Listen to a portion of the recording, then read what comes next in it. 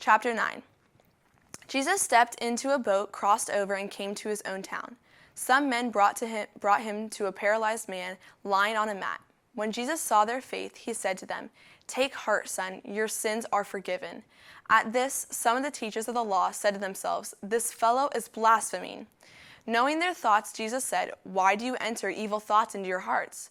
Which is easier to say, 'Your sons are forgiven,' or to say, 'Get up and walk'? But I want you to know that the Son of Man has authority on earth and to forgive his sins."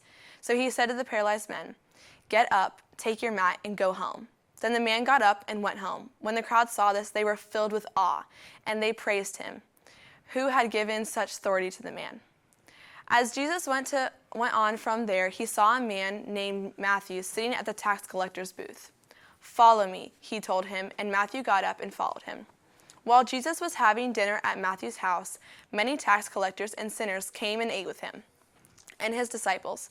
When the Pharisees saw this, they asked his disciples, "Why does your teacher eat with tax collectors and sinners?"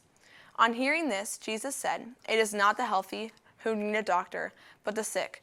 But go and learn what this means. I desire mercy, not sacrifice, for I have not come to call the righteous but sinners." Then John's disciples came and asked him, "How is it that we and the Pharisees fast often, but your disciples do not fast?" Jesus answered, "How can the guests of the bridge room mourn while he is with them? The time will come when the bridge room will be taken from them. Then they will fast. No one sews a patch of unshrunk cloth on an old garment, for the patch will pull away from the garment, making the tear worse. Neither do people pour new wine into old wineskins. If they do, the skins will burst. The wine will run out, and the wineskins will be ruined. So they pour new wine into the new wineskins, and both are preserved." While he was saying this, a synagogue leader came and knelt before him and said, "My daughter had just died, but come and put your hand on her, and she will live." Jesus got up and went with him, and so did his disciples. But then a woman who had been subject to bleeding for 12 years came up behind him and touched the edge of his cloak. She said to herself, "If I only touch his cloak, I will be healed." Jesus turned and saw her. "Take heart, daughter," he said, "your faith has healed you." And the woman was healed at that moment. When Jesus entered the synagogue leader's house and saw the noisy crowd and people playing pipes, he said, "Go away. The girl is not dead, but asleep."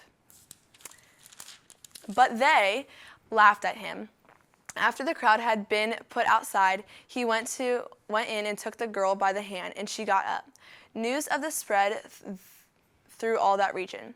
As Jesus went on from there, 2 blind men followed him, calling out, "Have mercy on us, Son of David." When he had gone indoors, and the blind men came to him and asked him, "Do you believe that I am able to do this?" "Yes, Lord," they replied. Then he touched their eyes and said, "According to your faith, let it be done to you." And their sight was restored. Jesus warned them sternly, "See that no one knows about this."